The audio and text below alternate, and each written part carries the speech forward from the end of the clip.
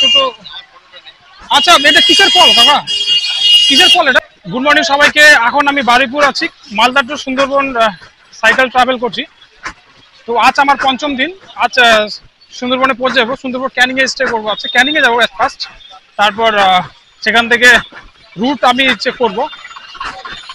তো আমি বারুইপুর টাউনে রয়েছি। এখানে সকালবেলার একটা বিশেষ একটা কমন একটা বাজার হচ্ছে পেয়ারা বাজার। হ্যাঁ, পেয়ারা এত পরিমাণে পেয়ারা এখানে এসছে, আপনি অন্য কোথাও নাও দেখতে পারেন।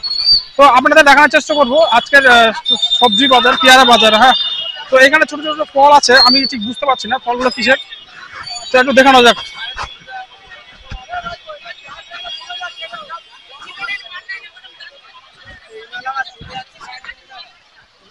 এই ফলগুলোর ঠিক নাম কি আমি জানি না, বাট জানার চেষ্টা করবো। এখানে প্রচুর আছে এই ধরনের ফলগুলো, এখানে বিক্রি করছে। হ্যাঁ, এখানে যেটা দেখতে পাচ্ছ ভিড়, সম্পূর্ণ গোটাটা পেয়ারা বাজার। ঠিক আছে, মানে সকালবেলা পায়ে হেঁটে যাওয়া যাচ্ছে না, এতটা ভিড় হয়েছে। আর পেয়ারা গুলো এখানে বাজার করে।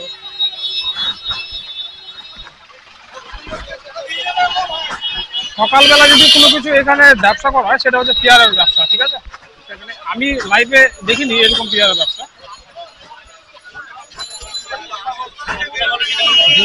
গোটা রাস্তাটা পেয়ারার ব্যবসা।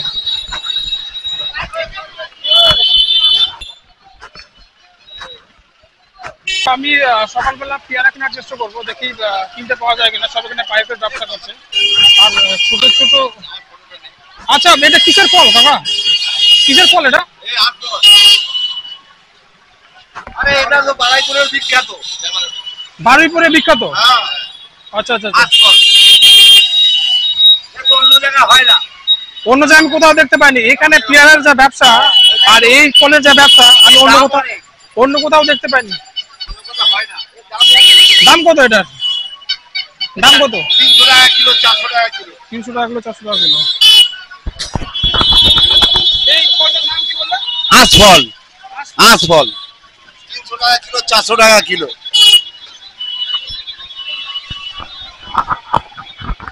বাড়ি হচ্ছে তোমার মালদা ডিস্ট্রিক্টে? দেখাবি না ফল ঘুরে বেড়াচ্ছি না, দেখাবি। না না না, ফল ঘুরে বেড়াচ্ছি না।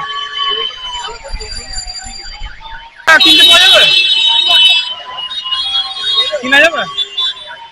কত একটা কত পড়বে? একটাই নিবো খাবার জন্য। 10 টাকা দাও তো, একটা দাও তো। 10 টাকা একটা দাও।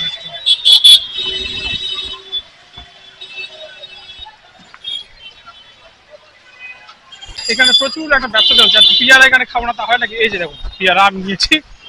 পেয়ারা কিন্তু সাইজ ভালো আছে। হ্যাঁ, এখন খেতে কেমন লাগে আমি ঠিক জানি না, তো ট্রাই করবো দুপুরবেলা। এটা হচ্ছে বারুইপুর টাউন। হ্যাঁ, সকালবেলার দৃশ্য, বারুইপুর সকালবেলার দৃশ্য।